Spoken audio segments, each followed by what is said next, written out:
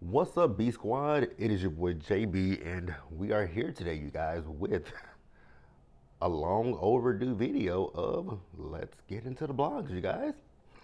I know I ain't done this in a month of Sundays, but before we go ahead and get into it, if you guys are watching this video or any other video on the channel and you guys aren't subscribed yet, then I need you guys to do me a solid favor and stop taking me out on this date and having me pay for it at the end of it. You guys know the routine. You can do me that favor by liking the video, subscribing to the channel, turning on your post notifications, and also by sharing the video, you guys. And with that out of the way, without further ado, let's go ahead and talk about the blogs and also what they cutting the fool about this week. Because we're gonna mix in some stuff that I will put in let's get into the blogs as well as they cutting the fool. But let's get into it, you guys. So these are going to be the topics for the week of March 15th through March 21st, you guys. Now, let's get into it, shall we? All right, you guys. So before I even dig into the blogs, just gonna say we gotta extend some rest in peace over the last few weeks that I didn't do. Angie Stone, rest in peace to Angie Stone, Michelle Trachtenberg, Roberta Flack. I forget Biggie Smalls' mom. I can't even think of her name off the top of my brain right now. But rest in peace to those people. I definitely want to talk about Angie Stone when it happened, but life has been life, and you guys, and it's been a lot. If there's anybody else that has passed away that you guys that I forgot to mention, feel free to leave it down in the comment section, you guys. It's just a lot. But let's just go ahead and dig into these topics that we want to talk about, shall we? All right, you guys. So the first thing that I want to talk about, and I was slightly shocked when I found it out this week. So, in a bit of interesting news and in a bit of news that I don't think nobody really asked for, there is some nuptials that we gotta say either congratulations or girl, why did you do it? So you guys know that Jonathan Majors and Megan Good have been dating each other for what now? Almost 2 years, a year and a half, 2 years at this point. They've been dating since after his whole squabble with his ex-girlfriend. Y'all remember that, right? So Megan and him have been an item since then. I feel like it's been a year and a half at this point, if not 2 years, right? So earlier this week, I was scrolling through the blogs, and I just happened to see. Now, mind you, I didn't hear the interview with him, but I just saw that he was on a red carpet. I do know he had that movie that came out with that Zeus was behind. I don't know if that movie has came to theaters or not. I haven't heard anything about it. If it did you guys go see it? I know I didn't. There's no slight, no shade. I just chose not to go see it, right? But he was on a red carpet. I guess he was asked a question about him and Megan, and turns out Megan Good and Jonathan Majors are married. How do you guys feel about that? I think it's interesting to me. Like when Megan Good and Jonathan Majors got together, initially I thought that was just a publicity relationship. Like I thought that was supposed to be like an image overhaul for him, right? Especially in certain communities, more specifically this community. Because I mean that Grace, is that her name? Grace, whatever the hell her name is, right? Palm color, right? Megan Good is skin folk, right? I mean, hey, here's the thing: you marry who you love, right? You marry who you love, but I mean, if that's what Megan wants, then congratulations, I guess. Tell me how you guys feel. Like literally, tell me how you guys feel about that.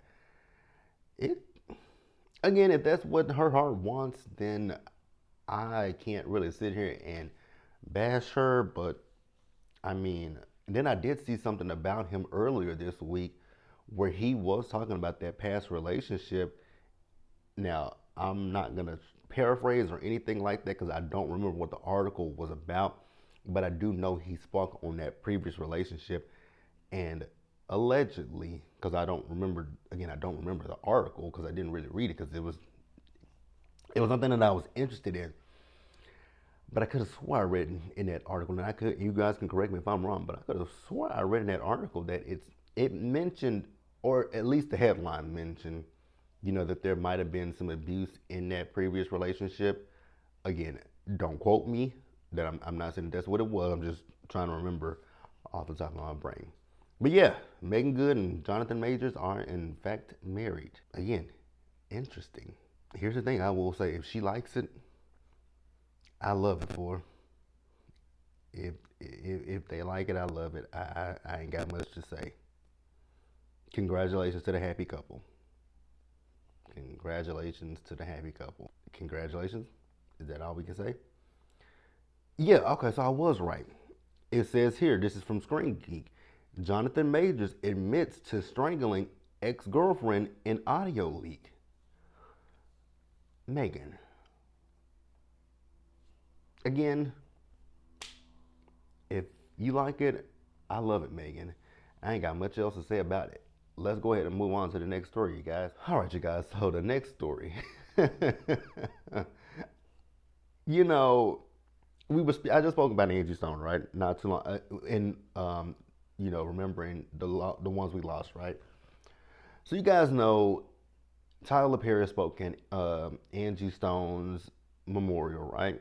Now I didn't see it. I did see Kiki. Only thing I really saw about that was, Kiki Wyatt and the fact that she, saying, did she sing "His Eye on a Sparrow"? Y'all know I love Kiki, but baby, I couldn't tell what she was singing because she did. I mean, she did so many runs. She was doing a lot of runs, but I mean, she sounded good nonetheless. So Tyler was basically talking about the treatment of Angie in the music industry, and so you guys know Monique. Oh God, Monique, she is insufferable. This is what, like, my thing with Monique is you were wrong by Tyler, Oprah, and Lee. You got the apology from Lee. You should have moved on from that at this point. Move on with your life. I feel like Monique still harbors and harps on the past. Precious came out in 2009. 2009, you guys. We are a we are like, we're almost 2 decades, like, we're in 2025. We are literally about 4 years away from it being 20 years that movie came out, and Monique still can't let go of what happened. Like, I'm tired of Monique. Like, she wrote a whole long ass book to Tyler. I'm shocked that man ain't got her blocked. So she wrote an open letter to Tyler Perry, and she was talking about the fact that she saw what he said about Angie Stone. Her and Sydney were watching it, and essentially she calls bullshit on what he's saying about Angie and her treatment of the industry versus how she was treated. I was like, oh my God, Monique, will you please let this go? Like, it's exhausting. It's draining. It's like every time, at this point now, it feels like anytime Tyler or Oprah says anything that she feels that she can push back on, she's going to do it, and it makes her look obsessed. You're stuck in the past, and you need to, like, I want Monique to move on, because honestly, Monique, yes, you've done some movies since then, right? And done some good movies, minus Deliverance, but you've done some good movies since then, right? You've worked with 50 Cent on BMF. Like, you're still a working actress. You had a Netflix special. You had a net. Did she have a Netflix? She had a Netflix special, right? I think she did, but I don't think I watched it. Because this, and honestly, I feel like Monique's biggest problem is that dead weight, that sinking ship, aka Sydney. I don't think she's gonna get anywhere with Sydney, but you guys will tell me what you think, because honestly, like I said, I'm over Monique. I'm tired of Monique. I'm really tired of her. I am really tired of her, because I'm gonna read this quote to her. So she says here, I recently watched her heartfelt speech at Angie Stone's funeral, where he expressed frustration over her mistreatment by the music industry, it struck me and my husband, Sydney, as poignant but also made us reflect on some unsettling discrepancies in your actions towards me. Number one, you expressed anger over Angie's mistreatment, yet you label me difficult to work with despite never having worked with me. How can you condemn poor treatment of others when you've imposed the same on me? We have audio of you admitting you were wrong. Oh my God. We have audio of you admitting you're wrong. Number two, you asked, where's the money she's owed? Well, where's my public apology you promised in 2016? Oh, Monique. The false narrative you perpetuated helped blackball me, costing me tens of millions. Where is the restitution for that? You admitted being tired of us not receiving the benefits we deserve, yet you asked me to promote Precious for free without a contract or compensation, which highlights your double standard. Girl, if you don't sit the fuck down and shut up. Okay, moving on, you guys. If you guys have anything that you want to discuss when it comes to Monique, please leave it in the comment section and we'll go ahead and move on to the next person, you guys. Next up, you guys, Tamar Braxton. Tamar has been in the news a lot lately. Tamar has been in the news for three things. So Tamar has an issue with Craig that is on T.S. Madison's, T.S. Madison's friend, right? I don't want to speak on that because I don't know what happened. I didn't see what happened, so I can't speak on that, right? Then we also saw Tamar this week. So this week, I think Monday, if I'm not mistaken, St. Patrick's Day, was Tamar's birthday, right? So what Tony did, I don't think Tony did anything bad, but y'all know I'm biased when it comes to Tony. Y'all know I love Tony. Also, I'm wondering if what Tamar is doing, because you guys know they filmed season 2 of the Braxtons, right? They filmed season 2 of the Braxtons, and it's coming at some point. Will I be reviewing it? Unfortunately, I'll stick with the show, right? But Tony wanted to, I guess, tag Tamar on Instagram. So Tony put on her Instagram that I guess I'm blocked by Tamar. And so Tamar took it and Tamar took it. I don't know, and I'm assuming Tony is blocked because if you go look at it like real deeply, see, Tamar trying to say that Tony is gaslighting her, so to speak, but I was just looking at it because I was just kind of looking at it because when you tag somebody, like I was talking about with Tyler Perry and when I looked at Tyler Perry and Monique, his was in blue. If you tag somebody on social media and you can't tag them, so it'll just be black. It won't be a blue like hyperlink. I guess that's what they call it, right?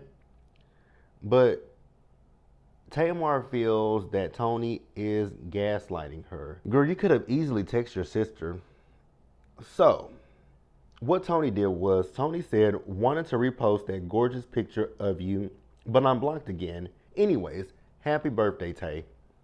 So then Tamar comes back and she says, y'all gonna stop playing with me.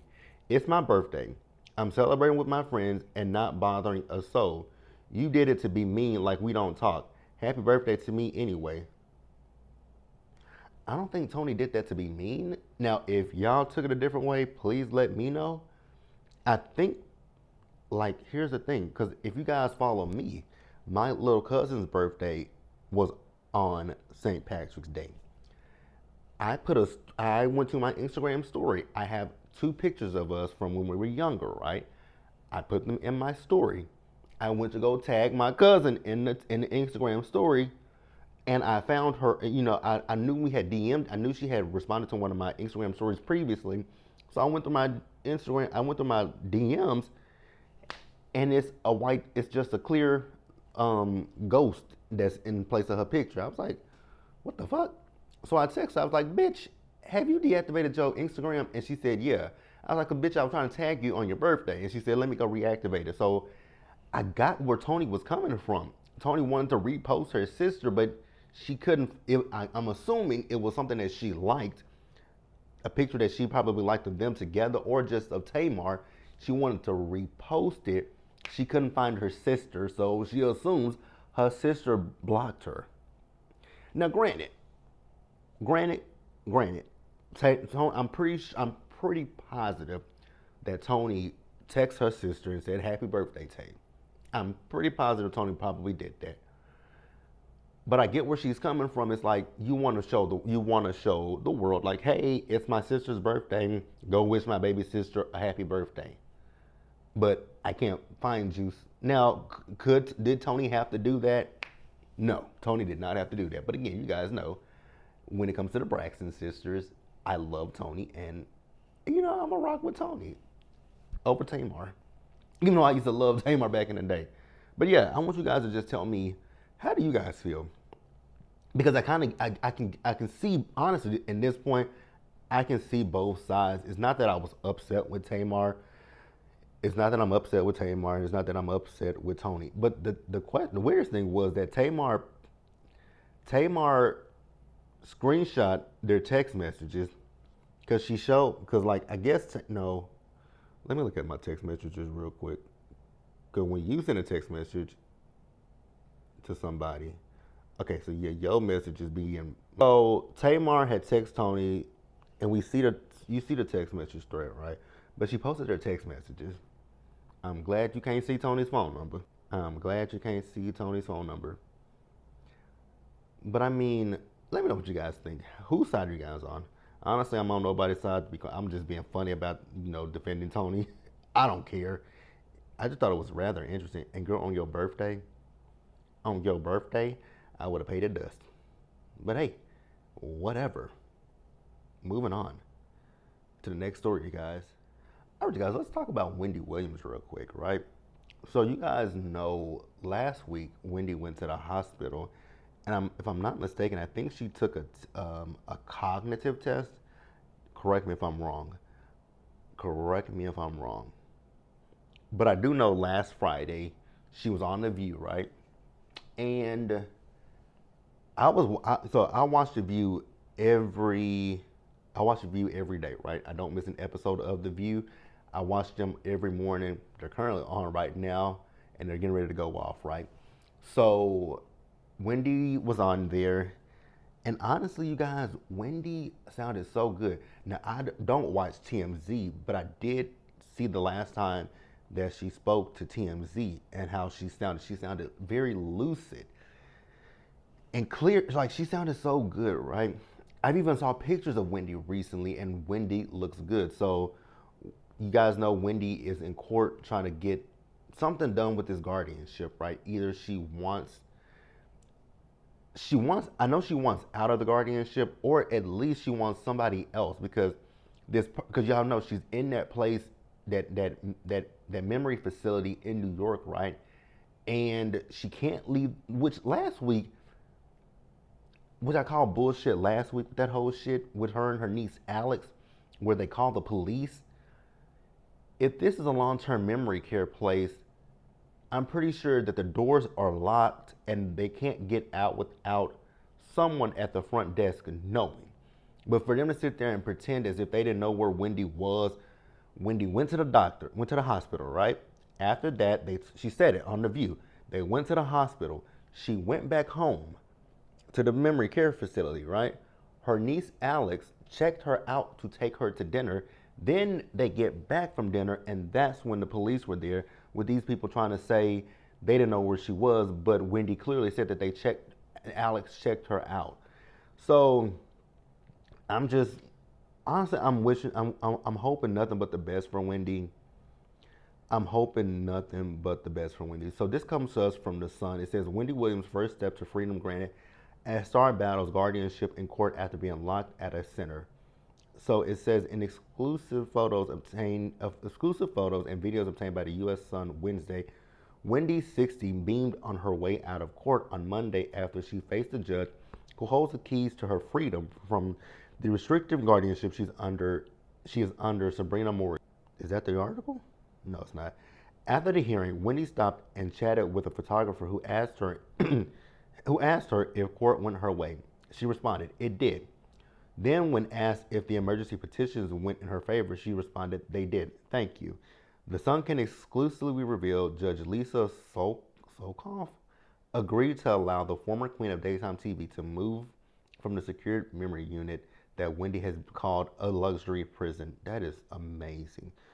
She lived there for the past half year to an unsecured floor in the independent living section of the facility. As the Sun previously reported, Wendy's attorney, I can't pronounce his name, filed an emergency petition last week to have the star moved from her restrictive living arrangement, an issue which seems to have been at least temporarily resolved in court Monday. She will be in a private condo now. She will have much more freedom to come and go as she pleases. She will be able to have visitors. She'll be free to leave when she wants, the insider said.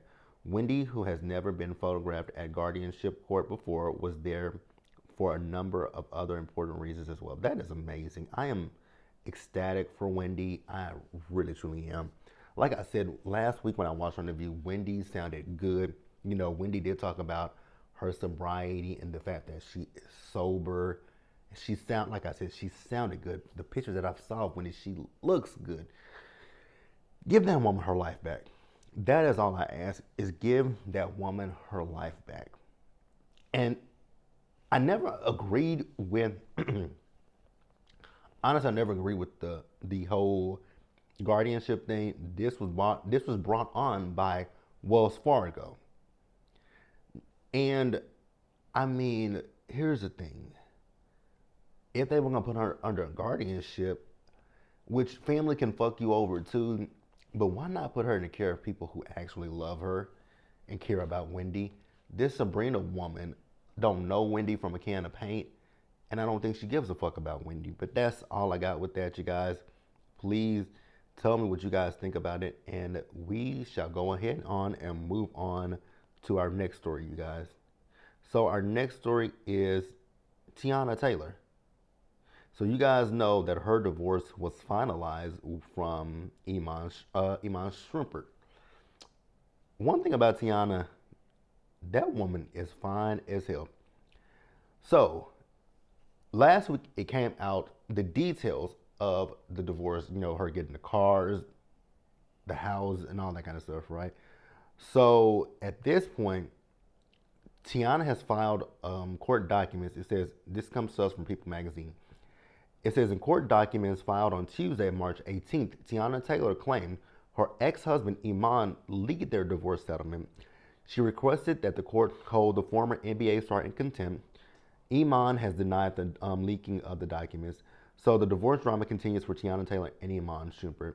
In a filing from Tuesday, March 18th, that was obtained by People, the We Got Love artist, 34, claimed her former partner of nearly 7 years leaked their divorce settlement and requested that the court hold him in contempt. Taylor alleged that she posted photos of. Come on. It says Taylor alleged that she posted photos of herself and reported new boyfriend Aaron Pierre on March 3rd on Oscar night, appearing happy and successful. And days later, on March 12th, her divorce settlement was being shopped to different entertainment blogs. Taylor claimed that the only way any blogs could have received the alleged divorce settlement would have been if former NBA player Iman gave them the documents. However, according to the model and musician, the former couple allegedly never entered into any settlement for their divorce, which was finalized on July 1st of 2024. So that shit has been settled for a whole year and is just now coming out. Yeah, Iman. Yeah. Something like July of last year. So this is a quote. It says, everything that either party received in the divorce was awarded by the court, the filing states. Taylor also requested a hearing of a $1,000 payment for her ex-husband's contempt and payment for all of her legal fees as a result of respondents' bad faith, abusive, and vexatious, that is how you pronounce it, vexatious conduct. Never saw that word before. On Wednesday, March 19th, Iman's attorney issued a statement to TMZ Sports denying the athlete leaked the couple's divorce settlement. It says my client, Mr. Iman Shrimpert, has never whatsoever leaked any allegations or claims stated in any of the pleadings. His attorney, Stephen C. Steele, said Mr. Shrimpert adamantly denies that he has provided any information to any media, specifically but without limitations. He denies that he leaked any information which may have served as the basis for the multiple news reports preceding the trial of this matter. He added, as agreed by the parties and as ordered by the court, he has not and will not disclose any of the contents of the now sealed file, nor will he reveal or discuss the substance or content of any orders or pleadings. Steele noted that Iman will continue to comply with the court order sealing the details of his divorce. He has absolutely no interest in discussing any of these private or personal details with any media or any parties not directly involved with the case, he concluded.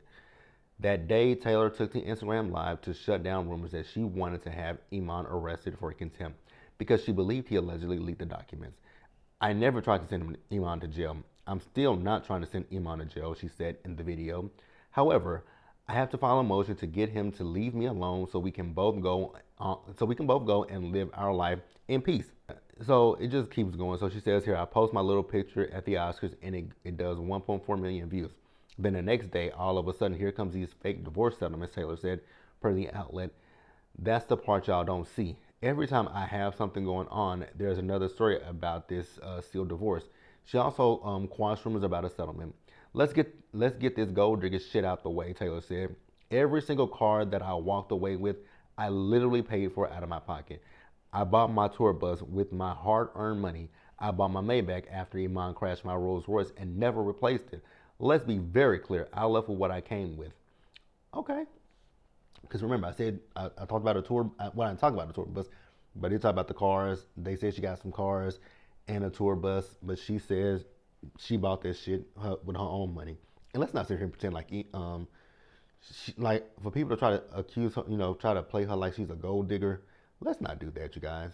Because that girl, I remember her from My Super Sweet 16 when I was a kid. So let's not play Tiana. But that's that. Let's move on to the next story, you guys. All right, you guys. So the next story is about the Breakfast Club.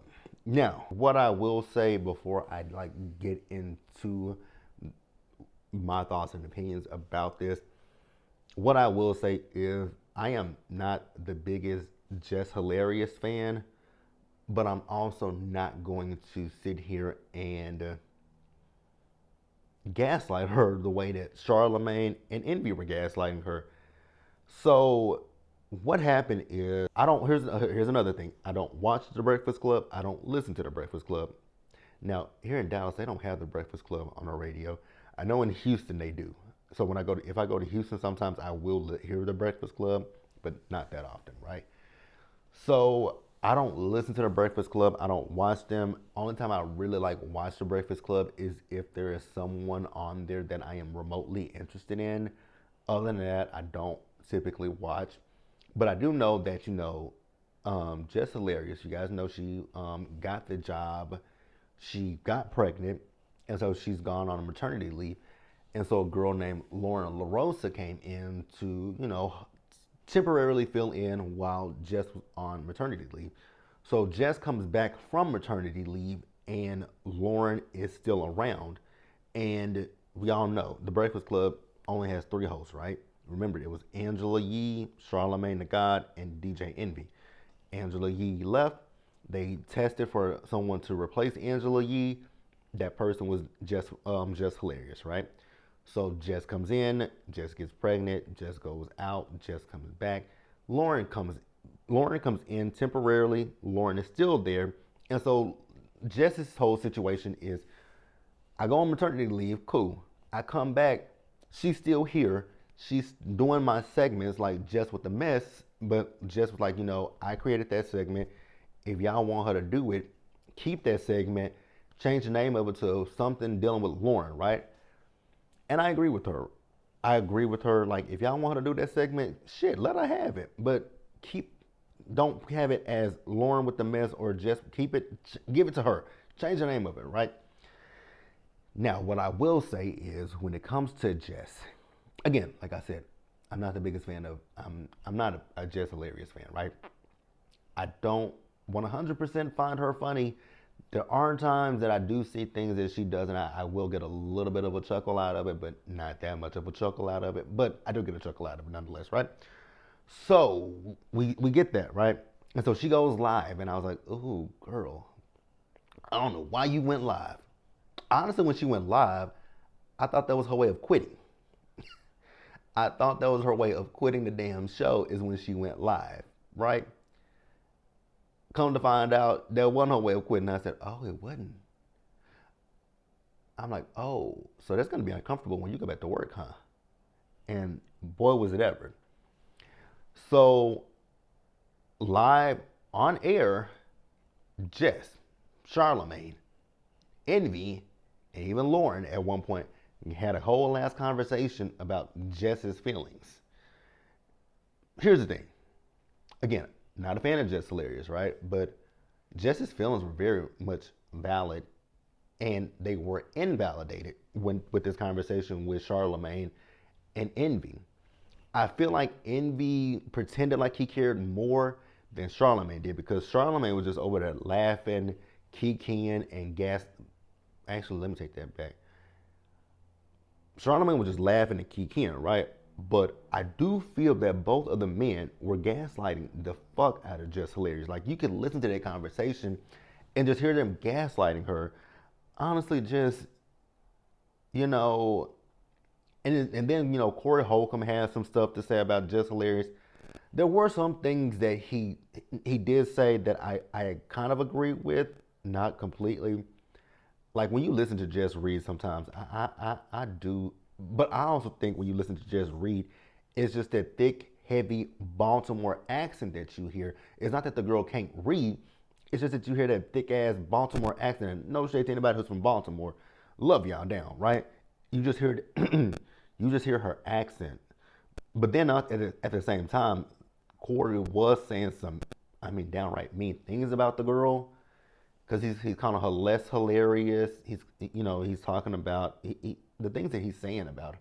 Now, Jess, I will say one thing to you, and I'm not gonna sit here and say, you know, I'm not telling a woman when to get pregnant and things of that nature, right? But the timing of your pregnancy, like you had just got the job, right? And I'm pretty sure that they probably at one point or another tested Lauren for that same seat, right? Just as she got pregnant on purpose, and if she did, then that's her choice. That's her, it's her body, it's her choice. She does what she wants to do, right? She's a grown ass woman. But for you to get pregnant immediately after getting that position, you know, I don't think that the higher ups or anybody was like, oh, like damn, we just gave you this job, and so now you asking us for maternity leave. And so Lauren came in, like I said, maybe I don't know, but like I said, I did not like the fact that she went live and discussed this. Right? You should have gotten your management involved and had them talk to the people at iHeartRadio and figure this shit out. What we gonna do? How we gonna rock with this? Because she can have this, like, let your manager talk to the iHeart people and fuck Charlemagne and Envy. Like, Charlemagne and Envy are two fucking assholes. They're assholes that I don't see it for, ain't never saw it for, ain't gonna never see it for, right? But that's that, you guys. But how do you guys feel with this whole I want to say just with the mess, just hilarious thing, right? Do you guys kind of get where I'm coming from? Like, yes, I understand her grievance. Also, to be honest, I mean, that's kind of like, I mean, it's corporate America because, I mean, people are replaceable. Hell, at my job, I can be easily replaced, right? But I mean, I get her, I do get her frustration. I really, truly do. I get her frustration. I just don't think that she went about it the right way. I think that, her going live to discuss it, it could have been done, this could have been done so differently, and then for them to go live on the radio, I think that was the worst thing. But what I also will say is them going live on the radio, and if just listen to the playback of that, you can listen to Charlemagne, more specifically Charlemagne, and you can see he don't give a fuck. He don't care. He thought that this was a whole joke, and I would have slapped that nigga in his mouth. But that's that, you guys. Tell me what you think about it, what you feel, and we'll go ahead and move on to our last story, you guys. All right, you guys. So the last story is none other than Drake. Drake, sir, you just keep taking L's. You keep taking L's. So you guys know that Drake was suing his record label, right, for this whole situation with Kendrick Lamar and the whole Not Like Us, Certified Lover Boy, certified, you know, certified, but can't say that word, and it's probably A minor, stuff like that. So he's suing his record label, which is very interesting to me. But so UMG earlier this week they filed a motion to dismiss Drake's defamation lawsuit against it, arguing that the Canadian rapper's claims are no more than Drake's attempt to save face for his unsuccessful rap battle with Kendrick Lamar. It says Drake lost Drake lost a rap battle that he provoked and in which he willingly participated. UMG stated in a court filing Monday, instead of accepting the loss like the unbothered rap artist he often claims to be, he has sued his own record label in a misguided attempt to salve his wounds. I think that's what that says. Continue. Both Drake and Lamar are signed to UMG under different divisions. UMG has no relationship with NBC Universal, the parent company of NBC News. The filing comes after a year-long prolific diss track battle between Drake and Lamar, who spent much of 2024 dropping a slew of tracks aimed at each other. But many fans declared Lamar as the winner of the feud. Not Like Us, becoming the best-selling rap record of 2024. The artist swept this year's Grammy Awards, taking home 5 wins, including Song of the Year and Record of the Year.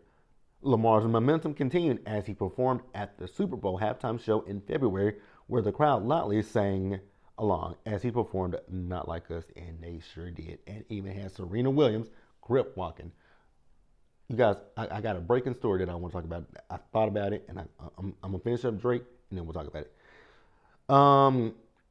So yeah, Drake is, y'all know Drake's suing his label. It says here, let's see, okay, so Drake is trying to say that UMG boosted Kendrick's song over Drake's song.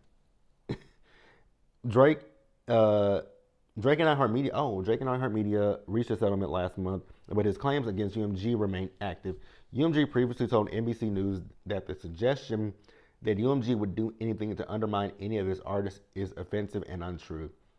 In January, Drake sued the record label in the U.S. District Court for the Southern District of New York, alleging in an 81-page lawsuit that UMG defamed him by spreading a false and malicious narrative when it promoted Lamar's diss track. Lamar is not named in the lawsuit. That's so interesting that he is mad about what Kendrick said, but he's not suing Kendrick. So interesting. But good luck to you, Drake. Good luck to you. Good luck to you. Good luck to you, buddy. Good luck to you. And that's it, you guys. So let's pause here and move on to the last story that I want to talk about. All right, you guys. So the last story that I want to discuss, this is late breaking news because it came out last night, and I forgot to put it into my notes. So you guys know, if you guys are from Texas, or you guys remember in 2020, there was a on one of our highways here, I-35, one of the worst highways in Dallas. I hate that highway. I never drive on 35. If I can avoid 35 like the plague, I will, right? So you guys know rap artist, his name is Mo3, right? He was unalived, and as of last night, another local artist named, which I think a lot of people know, Yellow Beezy was arrested last night in connection to Mo3's murder, and he's been charged. He's been charged with his murder. So being here, living here in Dallas, and just going out and hanging out, I heard rumblings back then. I heard some little whispers and rumblings because I think that they had a beef with each other. But I heard some whisperings and rumblings that people thought that he was involved in it, but they couldn't prove it, and I guess now they can. As once I know more about that story, you guys, I will definitely come and tell you guys. But that's it, you guys. It feels good to be back doing hot topics, you guys. Let's get into the blogs. It feels good. It feels good. But yeah, you guys, I'm gonna try to remain consistent with this. Be sure to like the video, you guys. Subscribe to the channel. Turn on your post notifications. Share the video, you guys. And I won't say we do this the same time, same place, same channel shit until I'm actually back consistent with it. But once I'm back consistent with it, I will tell you guys that. But hey, I will see you. Hopefully, I'll see you guys next week. Same time, same place, same channel. As always, you guys, stay safe, take care of yourselves, wash your hands, be blessed, and I'll see you guys in the next video.